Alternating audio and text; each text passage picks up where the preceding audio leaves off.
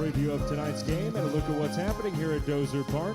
It's time for the Ameren Illinois and ActonEnergy.com pregame show. Let's send it down to the field and check in with the voice of the Chiefs, Nathan Baliva. Thank you very much, Brett, and welcome out to Dozer Park. Thanks for spending your Wednesday with us here on Chiefs Countdown presented by Ameren Illinois. And we've got our PeoriaMagazines.com interview here on Chiefs Countdown. Joining me today, Michael Schulze, who was our player of the game yesterday, our Pekin Insurance Beyond the Expected Player of the Game, and a little bit of everything yesterday. A good game, got the win, which was the most important thing, the way things are going right now. I know everybody's already asked you all about the break the losing streak, break the scoreless streak. We'll touch on that just briefly because there was one kind of cool touch to it. But most importantly, got the win yesterday. So a big 8-run inning. Kind of walk me through that inning. You got it started with a hit after Jake and Mason got walked and hit by a pitch. When you're in that at bat, that situation, what are you looking for there? What's going through your mind?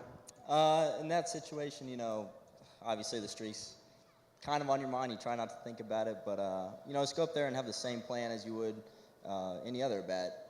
And luckily, you know, a hit came through, and we finally got on the board. How does it play the same way when it's a negative kind of streak as it does when it's a positive kind of streak, where you just don't really talk about it amongst yourselves and just go? I mean, if you're on like a 20-game hitting streak, nobody's telling you that before you go to the plate, or if you've won 12 games in a row, you're not talking about it. Is it the same with a negative streak?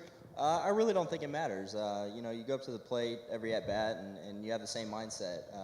Obviously, it might be in the back of your mind a little bit, the streak, but, you know, we finally broke out of it. We got the win, and that's the most important thing. I mentioned the one cool part of it, and then we'll move on off of that, but you actually had the last RBI on Friday up in Cedar Rapids. You had the last RBI, and it was kind of a same situation. Got a couple in scoring position, except for that was a base hit to left. This one was a base hit to right, so I guess it was kind of perfect that you started it and you ended it. I mean, you know, you really don't think about that, but you know, like I said, we got the win, we broke the streak, and you know, hopefully we just you know, play consistent ball like we did at the beginning of the season.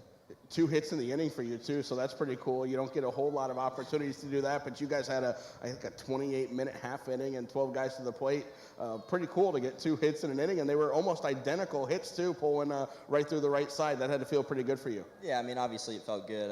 You know, lately for myself, I've been, you know, maybe in a mini slump for my standards, and you know, it was finally nice to break out of it, and you know, just hopefully get things rolling from here on out. For you, a little bit on the end of the road trip there, playing second base as opposed to third base, where we've seen you most of the year with Valera going, the guys kind of switching around days when Mason either had the day off or was playing first base. What's the biggest difference for you when you walk into the clubhouse and you see a 2 for second base instead of a 3 for third base? You know, you just gotta, you know, keep an open mind about it.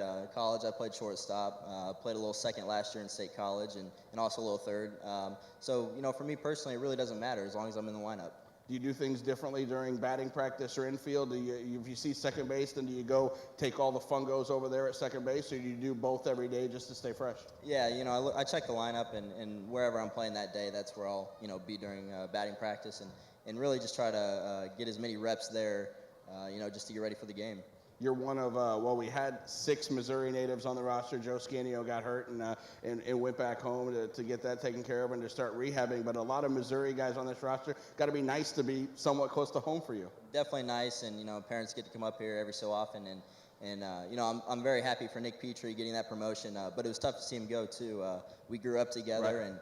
And you know, we said our goodbyes, and hopefully we'll be getting together someday. That was actually my very next question. I know you guys grew up close to each other, and you know, similar same draft year, little different path through college. But what's that like when you get drafted, and then you at least know somebody when you get down to Jupiter, and there's all these brand new faces, or you go to State College and, wow, hey, here's 24 new teammates. I don't know, but you knew somebody along the way. I mean, that definitely makes the transition a little easier. You know, first spring training, you're a little nervous. You don't really know what to expect. But Nick was there, you know, every night in the hotel room just hanging out and talking about the day and what to expect and all that stuff. So, like I said, it's tough to see him go, but I'm very happy for him. Being part of the Cardinals organization for a Missouri native has got to be a little extra special as well. What did that mean to you when you got that call last year that the Cardinals were drafting you?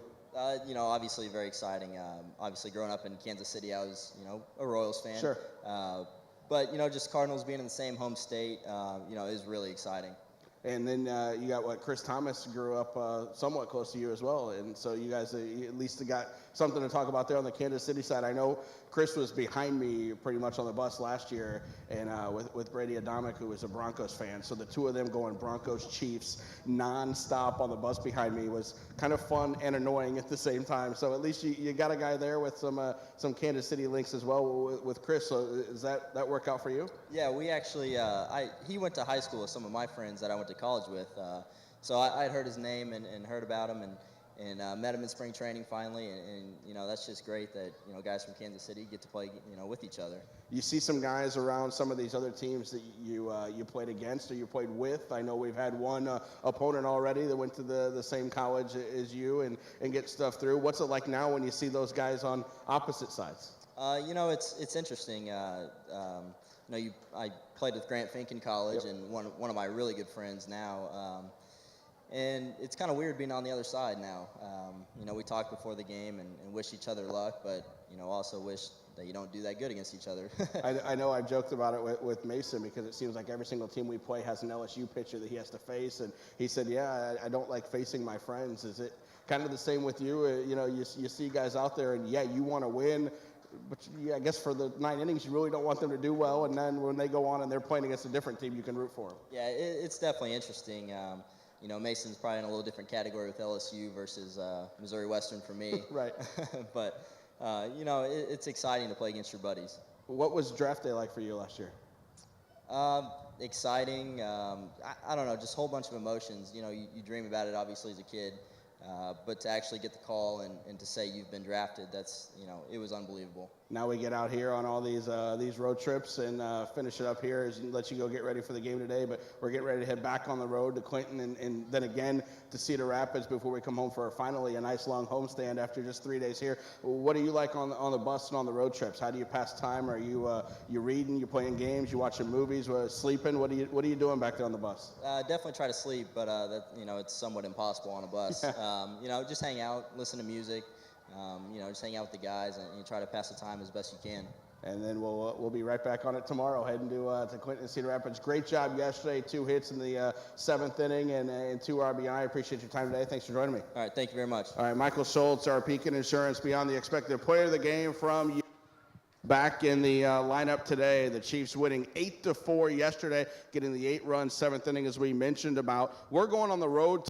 We're going to be up in Clinton, 3 games against the Lumber Kings, Thursday, Friday, Saturday. We'll have an off day throughout the entire Midwest League Sunday for Mother's Day, so no games in the league on Sunday, which will be our first off day in about 3 weeks since Easter. Then we'll be back on the road, a doubleheader Monday at Cedar Rapids, Tuesday and Wednesday single games right back up in Cedar Rapids. But we come home then for a 7-game homestand, which starts next Thursday with a Thirsty Thursday against Wisconsin at 6:30. We're actually going to have double headers that first 3 days with Bradley playing Indiana State here. So we'll have the 6:30 Thirsty Thursday game next Thursday, then another 11 a.m. game day education day like we had yesterday. That'll come up on Friday. Then on Saturday, we've got a lot of events. I know Hannah's got some great graphics to show you up here on the video board now. We'll take a look at what we got on that Saturday with the Alex Reyes Oyo giveaway presented by Frontier Communications. The first 1,000 fans through the gates will get the second in our series of Oyo giveaways. We had Carson Kelly back at the end of April, Alex Reyes coming up on Saturday the 17th. And on Saturday, it's Washington Strong Night. It's the 6-month anniversary of the tornadoes that went through the central Illinois area back in November. So Washington Strong Night on Saturday the 17th. We'll have these awesome jerseys that we are going to wear, the players are going to wear throughout the night. They'll autograph them. We'll have a silent auction with those jerseys throughout the game. And then it's also our first post-game fireworks show of the season as well, coming up on Saturday, May the 17th. The money from those jerseys, from the pitch in for charity tennis ball toss as well, all goes back into the Washington community on the Washington Strong Night. We're going to have a lot of fun with that here on Saturday the 17th. Then on Sunday the 18th, we finish our series against Wisconsin with a Sunday 2 o'clock start. It is Princess Day. We will have princesses here from the Glass Slipper Princesses. They will have Mulan, Cinderella, and Ariel with us on that Sunday. They'll be out here taking pictures with the fans. They'll sign some autographs as well up on the concourse. Our players will sign autographs down here on the field at at 1:15 on Sunday, May the 18th, and you can play catch on the field at 1 o'clock. Kids get the $5 ticket, which gets them a free soda, free hot dog, and free bag of chips as well from PNC. And then we've got these great jerseys here. I'll hold this up. We've got the kids jersey, home replica jersey, and that's presented by Hardee's. You see the 14 on these look just like the Chiefs home jerseys that they're wearing out here today. The big Hardee's logo on the back and the number 14 on there as well. Obviously a little windy as I'm holding those up, but we got a great graphic. You can take a look at those two. The kids replica home jerseys sponsored by Hardee's. First 1,000 kids 12 and under get those. So the kids get the $5 tickets with the free hot dog, free soda, free bag of chips, plus these great home replica jerseys on Sunday the 18th. The princesses Mulan, Cinderella, and Ariel will be here, play catch on the field, and get player autographs before the game and run the bases post-game. So that's what we've got coming up to start the next homestand, which will be a 7-gamer, 4 against Wisconsin and 3 against Clinton. We'll see you back here a week from tomorrow, next Thursday, as we start that homestand. Thanks for coming out, spending your night with us. Make sure you get up there and get those $1 hot dogs, $1 sodas, $1 ice cream sandwiches presented by Eisenberg for the $1 Dog Wednesdays. We thank you for spending your Wednesday with us here at Dozer Park.